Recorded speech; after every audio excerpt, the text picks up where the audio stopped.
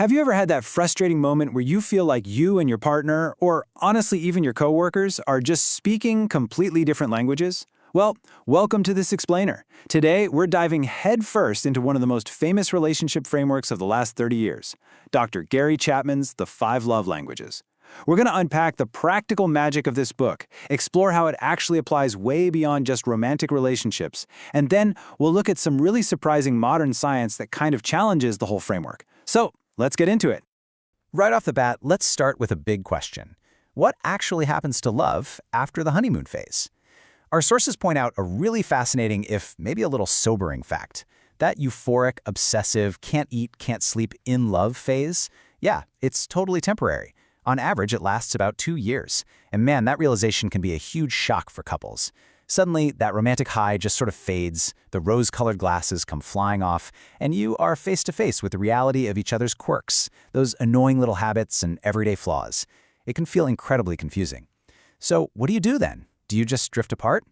Well, Chapman argues that this is the exact moment when real love actually begins. Because real love, it isn't just a spontaneous feeling that washes over you. No, it's a conscious, deliberate choice that you have to make every single day. Okay, let's dive into our roadmap for today. We'll start by looking at the empty love tank, and then we'll break down the 5 love languages themselves. From there, we'll explore why our best efforts so often get lost in translation, how you can apply these ideas at work and with your friends, what modern science actually says about all this, and finally, how to build a balanced love diet. Section 1. The empty love tank.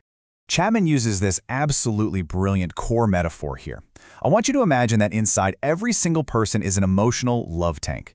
The need to feel loved is a fundamental human requirement, right? And it fuels a relationship exactly like oil fuels a car engine. I mean, think about it. When the oil runs dry, the engine completely seizes up. When our love tank is empty, you see it everywhere in everyday life. It's that sudden petty bickering over loading the dishwasher, the weird emotional distance when you're sitting on the couch, the growing resentment. The relationship is basically breaking down. Keeping this tank full requires that real, intentional love we talked about. It's a daily choice to express affection in a way your partner actually understands. Section 2. The 5 Love Languages.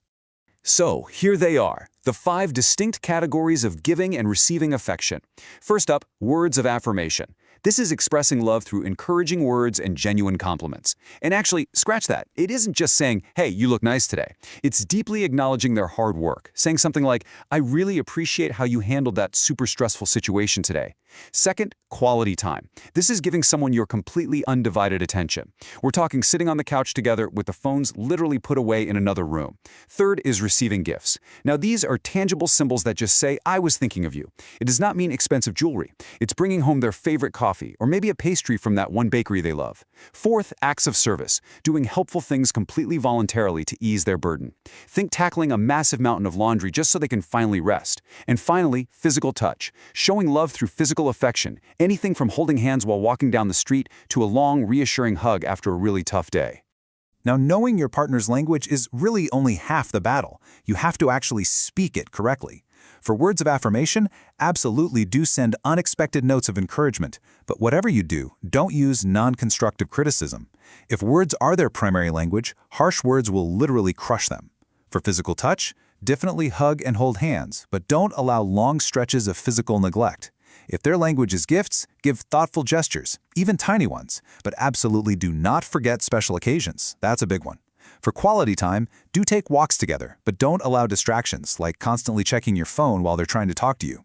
And for acts of service, do chores voluntarily, but please, don't make promises to fix something and then totally lack the follow-through. Section 3.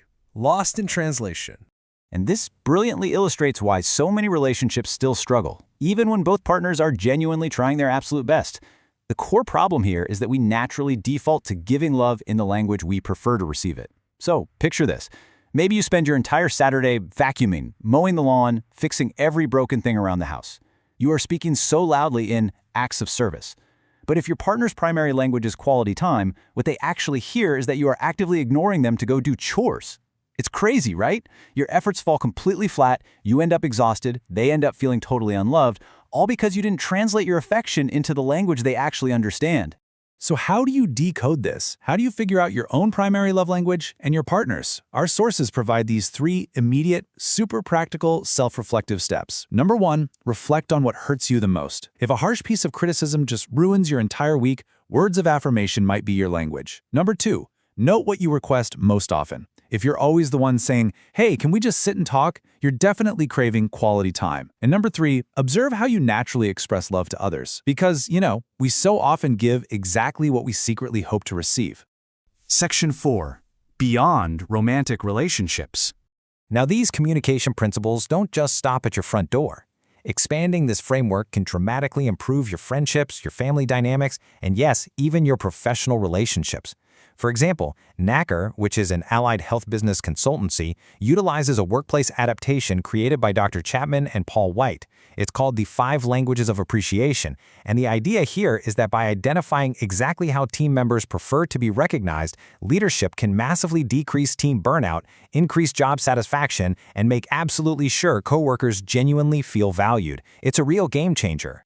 Here is exactly how you can safely and effectively translate these 5 languages into the workplace. Affirmation becomes specific, targeted praise for a project. So not just a generic "good job, team," but something like, "Your research on that presentation was incredibly thorough." Quality time translates to grabbing coffee together just to talk and connect on a human level. Acts of service, that can be as simple as just asking, "Hey, how can I help?" when a coworker is clearly swamped, rather than just assuming they've got it handled. Gifts could be bringing a coworker their absolute favorite snack on a really tough Tuesday. And physical touch, which, let's be clear, must be kept strictly professional, translates to a congratulatory high five or a quick fist bump after hitting a major team milestone.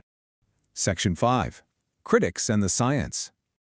Okay, as massively popular as this 1992 framework is, it's definitely not without its limitations. We really need to look impartially at the structural criticisms and the empirical scrutiny Chapman's theory has faced over the years.